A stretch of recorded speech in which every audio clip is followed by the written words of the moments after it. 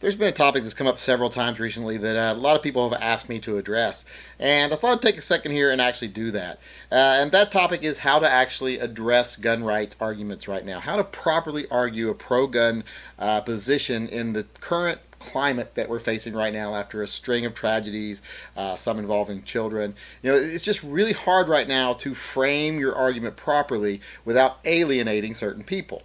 And let's face it, we have to remember that when it comes to gun rights, something like this argument, it's like a lot of things. There's probably a small percentage on one side that are very pro-gun, and then there's a small percentage on the other side that are extremely rabidly anti-gun, and then there's this 80% of the population that's in the middle that doesn't really guns don't really have an effect on their life one way or the other than any way that they notice in an everyday kind of a thing. So they really don't care one way or the other. They're just waiting to be swayed by the proper argument or led by popular opinion. So it's very important that you know how to properly frame your arguments. And I like to say there's a lot of do's and don'ts. Now, none of this is concrete. It's all going to depend on who you're talking to, what you're arguing about. It's going to vary from situation to situation. But like I say, there's always a lot of do's and don'ts that I've noticed in this kind of argument. And I know a lot of people don't pay attention to these and they allow their emotions to get the better of them. But I want to go through a couple of things right now and say, some of the things that I say do, and some of the things I say don't do. First, remember you're not defending the tool. You don't ever want to get yourself in a position where you're just defending guns, where you just seem like you're just some gun lover defending his toys. You don't want to defend the tool itself. Like we say when bad things happen, the gun is a tool in the act. You don't blame the tool. And it's just kind of the same way in the opposite argument. We're not defending guns themselves. We're defending the things that come with guns and the things that can be done with guns. So you got to remember, you're not defending the tool, you're defending the principle. You're defending, liberty. You're defending freedom. You're defending the fact that we live in a country of freedoms and liberty. And when you start taking away those freedoms, you're not actually guaranteeing safety. All you're doing is removing your own personal liberties and your own personal freedoms because you can never guarantee liberty. So you got to remember that. You can't defend the tool, you got to defend the principles behind it. And even when you're defending the principles behind it, you have to remember that there are certain ways you have to do that. Now, one thing I see people do wrong all the time is do not let your own personal political opinions come into your gun arguments. If you start your arguments, or if you include in your arguments words like libtards or those dirty Democrats, or you try to make it an us versus them thing, well, you got to remember you're trying to sway the middle of the road people. And once you do that, you're going to lose all the people that think that, okay, you're insulting me when you said that. You're going to lose them right off the bat. They're not going to listen to anything you had to say. So you've just defeated your argument right off the bat because you've turned the majority of people against you. Because you got to remember in this country, it's more than 60% of people that consider themselves slightly to the left of center or even further left of center. It's not a 50-50 thing. So you're not just defending half the people. You're running the risk of offending a lot of people in the middle that are making the decisions in this country. So don't do that. Don't let your own personal politics come into the mix.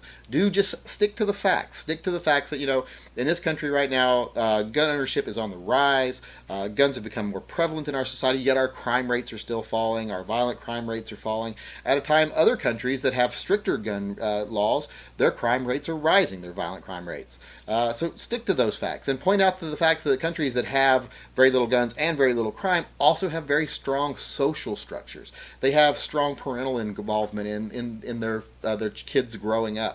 It's not guns that are the issue. It's social structure that's the issue. It's the family structure that's the issue. So stick to facts like that. Don't allow your own personal political opinions to come into it.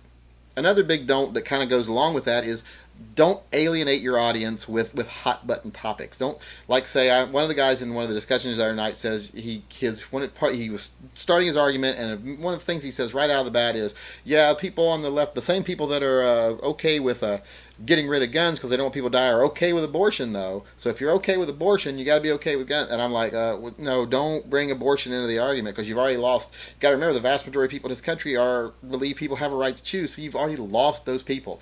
So because they feel one way on another topic, you've lost them on this topic too because you've already offended them. Don't bring hot button topics into your discussions. Instead, try to find common ground. Try to find things you both agree on. Like, what we're trying to do here is trying to make sure this doesn't happen again. So what we need to do is have a discussion on how we can prevent this from happening again. Kind of steer the discussion towards preventing things like this from happening, not towards specific targets like guns or things like that. And like I say, don't use hot button topics to turn people off immediately. Try to find things you agree on. Agree on the end goal, and then you can start having discussions about how to reach that end goal. Also, don't get on a soapbox, especially soapboxes that can make you look a little nutty.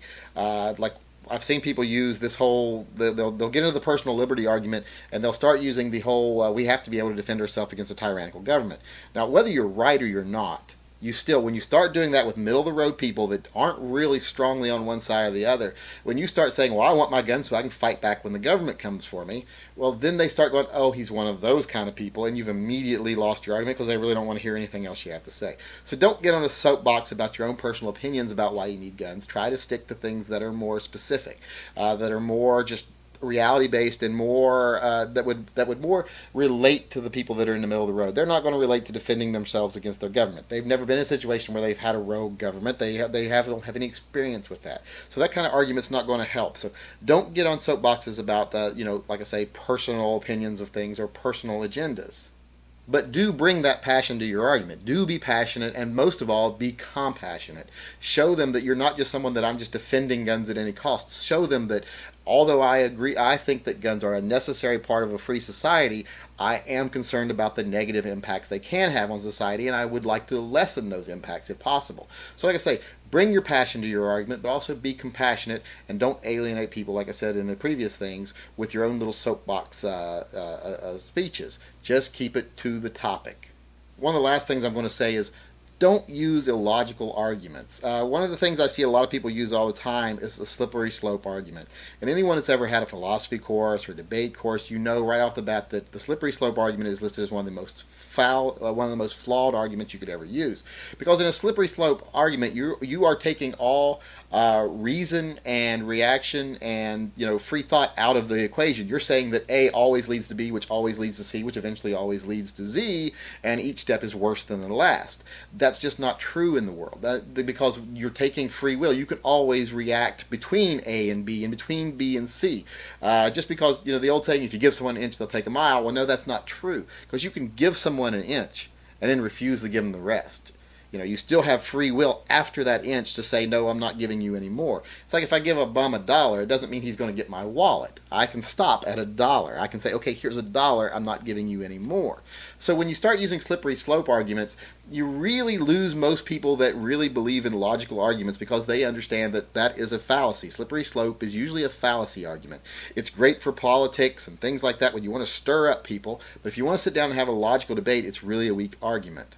So instead of getting involved in those weak tactics, just remain calm. Just stay focused, stay passionate on your subject, stick to the facts, stick to the reality, defend the principles of liberty and justice and honesty and and personal responsibility. Stick to all those things. Don't start relying on this whole scare tactic things like slippery slope arguments or scare tactics. Don't resort to that.